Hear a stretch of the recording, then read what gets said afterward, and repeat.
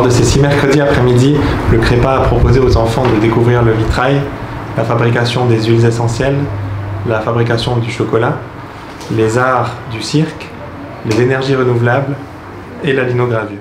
Cet après-midi, du coup, on est à l'école de Salvan, à l'école primaire, et on fait un atelier linogravure avec les enfants. On a essayé de trouver un petit peu des activités qu'ils n'ont pas forcément l'occasion de faire dans le contexte familial ou scolaire, dont la linogravure, où il n'y en avait que 3, je crois, sur la vingtaine d'enfants présents qui avaient déjà pu exercer.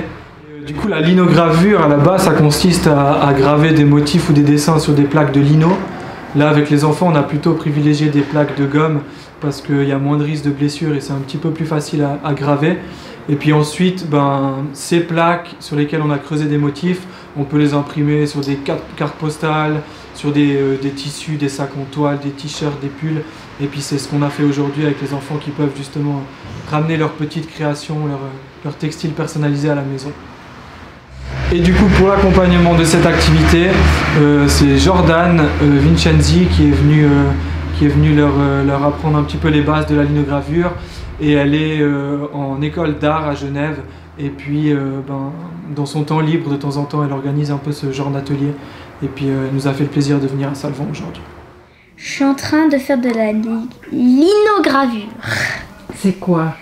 C'est une sorte de gomme élastique qui consiste à... Tu fais une forme en crayon. Après, tu prends une sorte de couteau, tu vas creuser à l'intérieur et après, tu vas peindre par-dessus et tu vas poser sur un t-shirt ou un sac et tu auras un dessin dessus, personnalisé. J'ai voulu essayer pour avoir quelque chose de personnalisé et pour m'amuser. Ça demande de l'application et il faut pas penser à autre chose parce que si tu te rates, c'est pas facile à se rattraper, on va dire. C'est comme ça. Puis les lettres, pourquoi c'est celle-là? Parce que comme je m'appelle Roxane, et j'ai mis un R, O, X et une fleur parce que j'avais envie. Voilà. Roxfleur? Ouais, voilà. Tu connaissais la linogravure avant? Comme ça. Donc qu'est-ce qui t'a fait choisir l'activité? Parce que c'était un... je savais plus comment ça s'appelait, alors je me suis dit, ça va être... Je pense que c'est cool, ça m'intéressait aussi. Alors je me suis dit, je m'inscris. T'as voulu essayer? Découvrir, ouais. Et puis alors, c'est comment? C'est trop cool. Tu aimes? Ouais.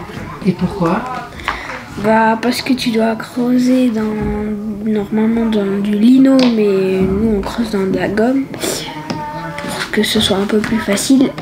Et parce que après tu peux imprimer sur des t-shirts, des sacs, plein de trucs comme ça. Ouais. T'as choisi de dessiner quoi alors? Enfin dessiner des montagnes avec un village et aussi un arbre. C'est un village que tu connais ou?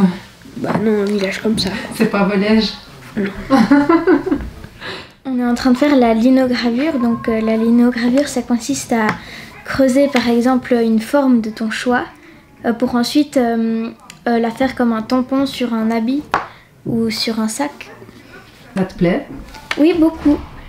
Parce que par exemple, tu peux faire ça à la maison, puis t'es pas obligé d'acheter des habits et de trouver ce que tu veux.